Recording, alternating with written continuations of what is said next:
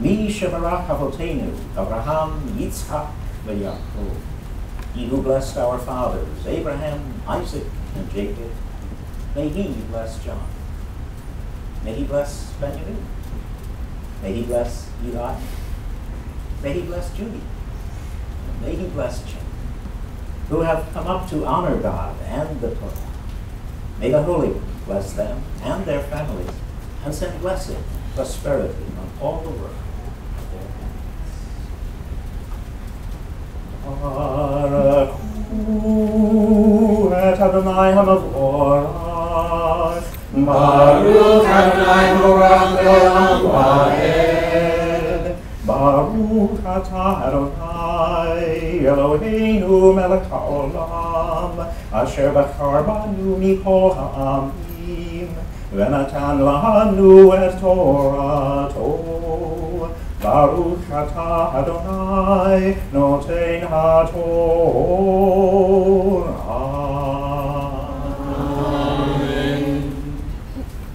Bless the Lord, who is blessed. Bless the Lord, who is blessed forever and ever. Blessed are you, Lord our God, ruler of the universe, who chose us from all peoples and gave us the Torah. Blessed are you, Lord, giver of the Torah.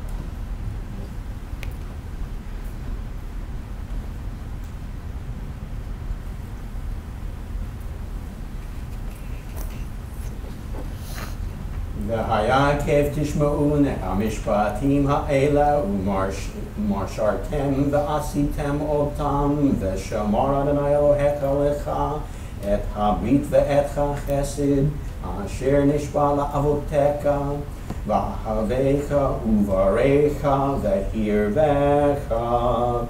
You may be seated.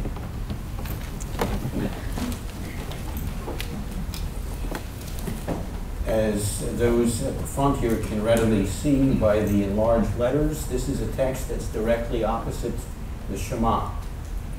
And so it reads, a variety of translations. Let's do it this way. So this will be your reward whenever you pay attention to these judgments, these guidelines. It's a term that has to do with a fair and just way, proper way of acting. And you safeguard them so as to do them. And so the Lord will safeguard, the Lord your God will safeguard for you or for your benefit. Very interesting term for this covenant. Habrit ve'etcha chesed. It's a covenant of chesed, or let's call it a faithful, profound love, which he swore to your ancestors. And so he will love you, he will bless you, multiply you in the sense of make you prosperous. Very important text. We'll spend a little more time looking at it, unfolding it in just a bit.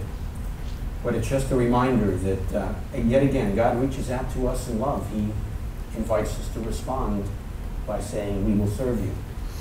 And as the rest of this text will be read in your presence in just a minute, he wants us to follow all of his guidelines. And there's some good stuff that results. There is a reward, as the text says, that follows.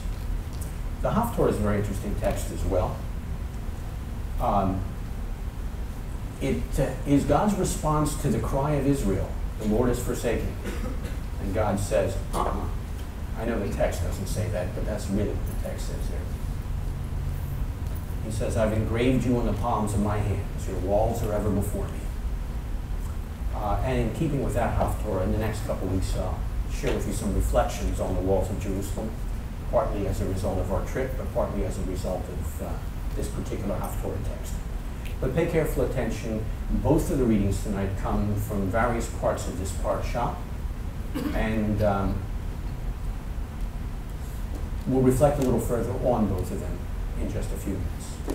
So pay careful attention as they are read, and as the text says, Tishma'u, pay good heed or very careful attention.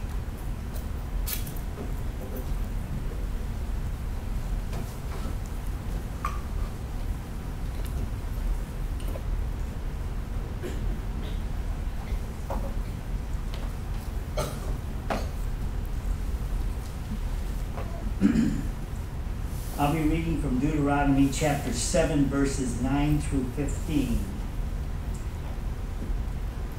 When the Lord brings you into the promised land, as he soon will, he will destroy the following 7 nations, all greater and mightier than you are. No, I'm sorry. I got to go down to 9. I was up too high here. Okay, here we go. I was looking right at the beginning. Okay. Understand, therefore, that the Lord your God is the faithful God who for 1,000 generations keeps his promises and constantly loves those who love him and who obey his commands. But those who hate him shall be punished publicly and destroyed.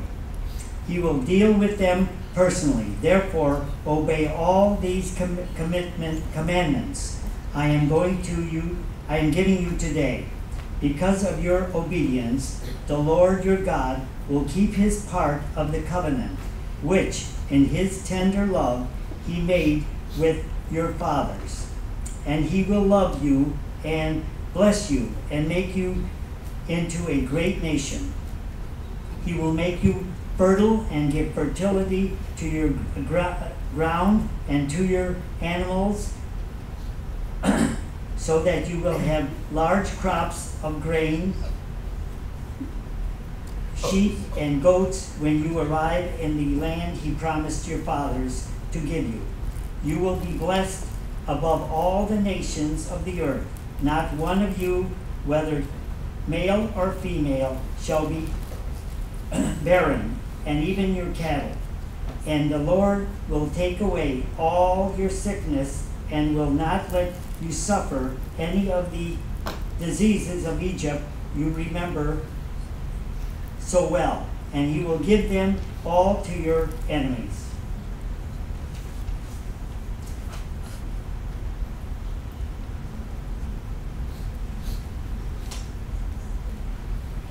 I'm reading from Deuteronomy 8, 6 through 17.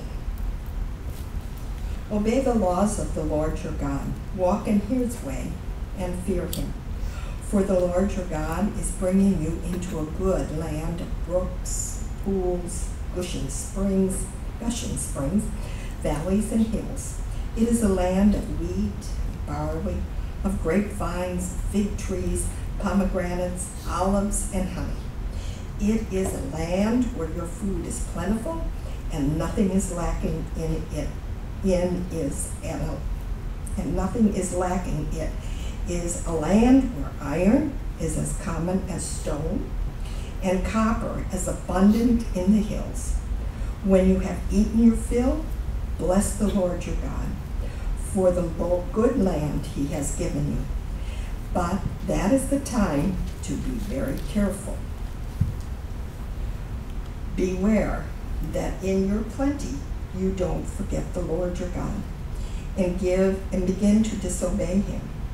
For when you have become full and prosperous and have built fine homes to live in, and when your flocks and your herds have become very large, and your silver and gold have multiplied, that is the time to watch out that you don't become proud and forget the Lord your God who brought you out of the land of slavery in the land of Egypt.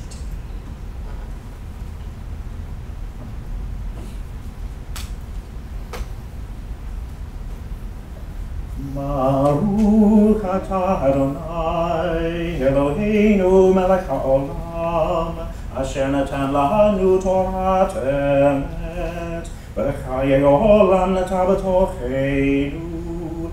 Baruch atah Adonai noten haTorah. Amen. Blessed are you, Lord our God, ruler of the universe, who gave us the Torah of truth and life everlasting planted in our midst. Blessed are you, Lord, giver of the Torah. Our ancestors in the wilderness experienced the actual delivery of the Torah from God to them through the hand of Moses.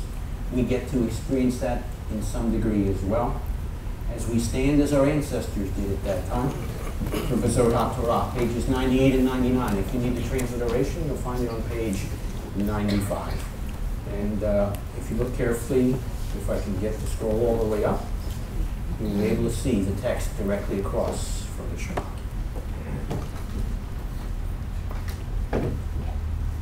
Bezot HaTorah Asher Sama Moshe Livnei Bnei Yisrael Al-Pi Adonai B'yad Moshe. This is the Torah which Moses placed before the children of Israel. It is in accord with the Lord's command by the hand of Moses.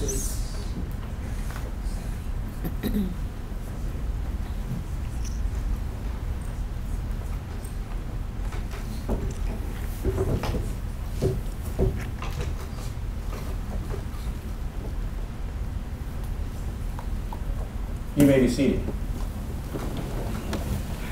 Words that come from God are meant to be transformative, challenging us to allow them to take root in our lives like a tree. That's chayim, is the response, so that our days can truly be renewed. And like the priests of old, we can stand before Him in holiness and righteousness, serving Him properly, but responding to Him in love and in joy. That's chayim. Pages 96 and 97. Es Chaim Ilama Kazitim Ba V'tov Keha Be'ushar De'rakeha Darkei Noam V'kol Timoteha Shalom. Hashivenu Adonai Elecha V'neshuvah. Kadesh Yameinu, Kadesh Yameinu Ke'elem. Hashivenu Adonai Elecha V'neshuvah. Kadesh Yameinu, Kadesh Yameinu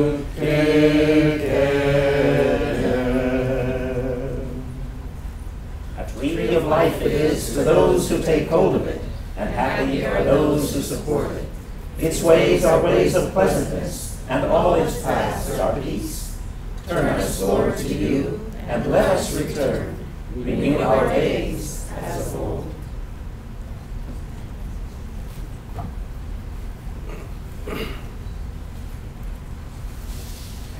Uvdu Ho-Yomar, pages 98 and 99, reminds us of yet another of the experiences our ancestors got to have as they wandered with God in the wilderness. God's presence among them was them actually getting to stand and live in His presence. So we do stand now as the priests of old and respond to Him. Uvdu Ho-Yomar, pages 98 and 99. Uvdu Ho-Yomar, Shuvah Adonai Ribavei Alfei Yisrael. When the ark rested, Moses would say, Return, O Lord, to the myriads of Israel's families. Arise, O Lord, to your resting place, you and your mighty ark. Clothe your priests with righteousness. May those who have experienced your faithful love shout for joy. For the sake of your servant David, don't delay the return of your Messiah. Ba'avur David Abdachra, Al Tashev Tanei B'Shukra. Hilakach Tov, Natati Lachem, Torati Al Ta'azov. I give you good instruction. Do not forsake my Torah.